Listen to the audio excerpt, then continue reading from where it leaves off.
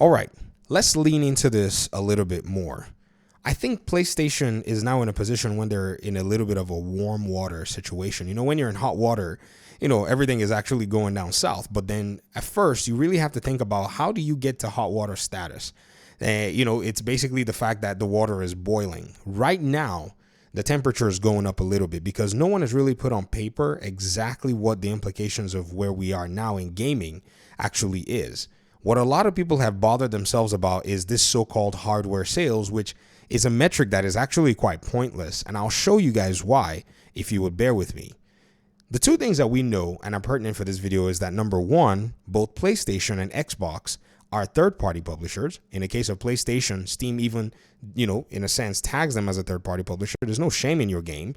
And also in the case of Xbox, even though they may, like PlayStation, have a lot of studios, they put all their games they want on PC, and they're even making their way to the PlayStation console. And PlayStation is making its way to Nintendo Switch with the Lego game as, I think, an introduction. And then possibly you're going to be seeing PlayStation games land on the Nintendo Switch because they also want to leverage that market. So both of them are third-party publishers in their own right. In fact, if they were only on PC, at the time that they were both only on PC, they were already third-party publishers. Now, keeping this in mind, why would both of them opt for third-party publishing? It's very simple.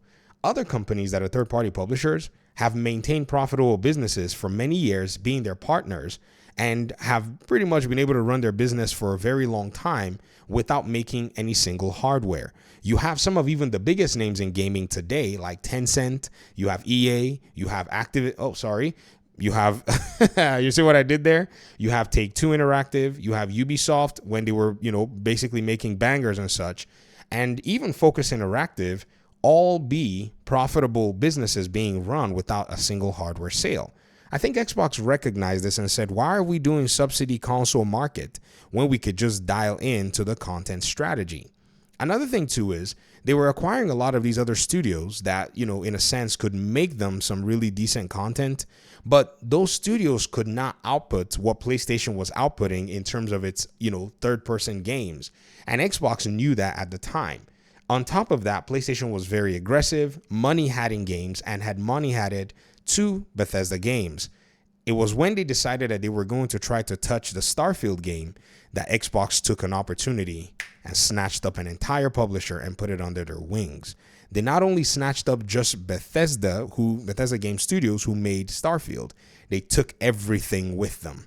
And now, underneath their wings, they have an entire publisher that used to maintain its own profitability, its own business standards, and could be sustainable. And it is now under Xbox to do as they please with.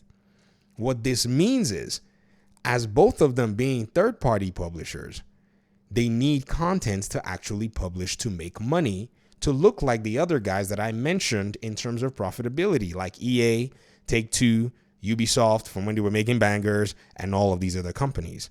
But in order for you to look like them, you got to be able to pump out games. And right now, in the pumping out of games department, Xbox is actually leading. So the perception that PlayStation was always the leader in the market is just a perception, because we're not necessarily going to be seeing much from them in terms of the constant churning out of video games compared to Xbox, simply because Xbox has an entire publisher under its wings, and that is just the case of Bethesda. If you notice that this list that I'm making is starting to make sense, then you'll probably start seeing exactly where I'm going to. Now think about this.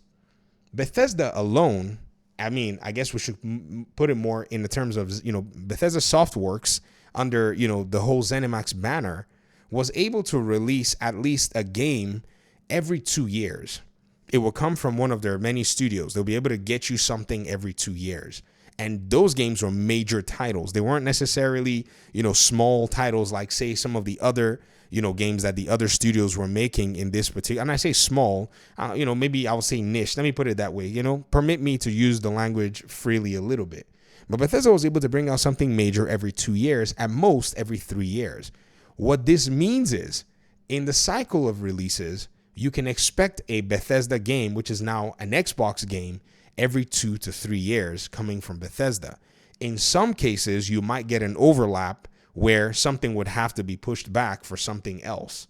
And if you think about it, just look at 2023 and look at 2024. You've gotten one game from Bethesda Game Studios and then another game coming from another studio that was under the Bethesda banner in 2024. On top of that, the small studios, much smaller than, say, the Bethesda studios, Obsidian, is also going to be dropping Avowed as we enter 2025.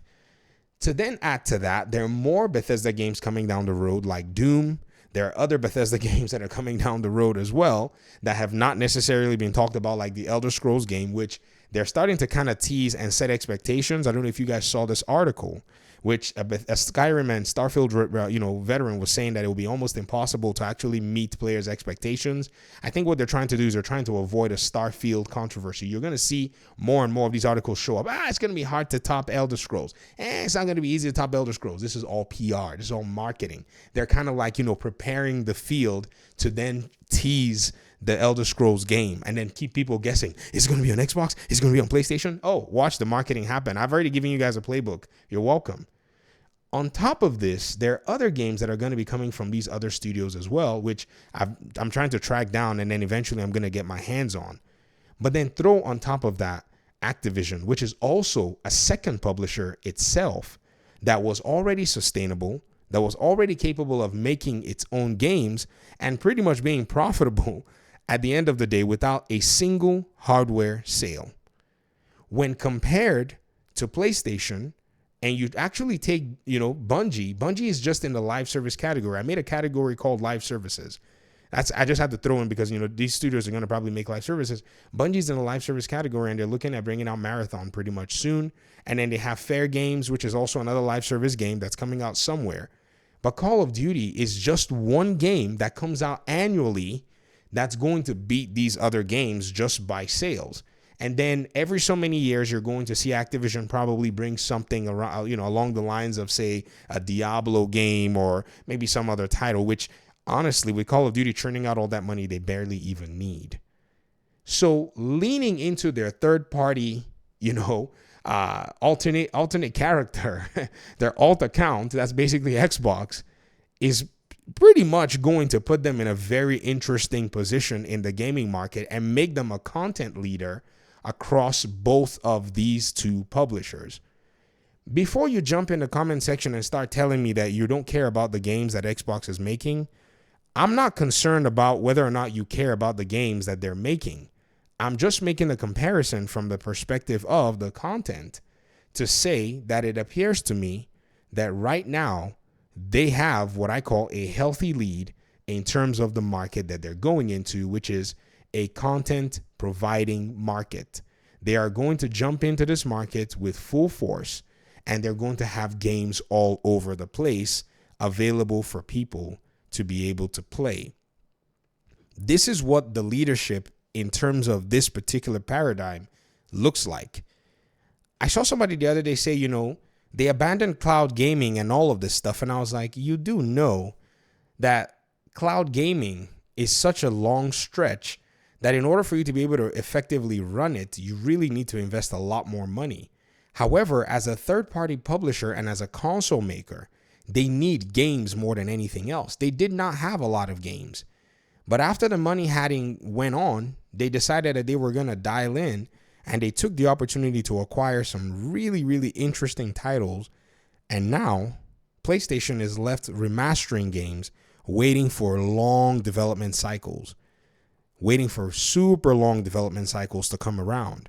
Something that, in my opinion, is more than likely going to give room for Xbox to simply capitalize on top of the fact that they have a lot of games out there.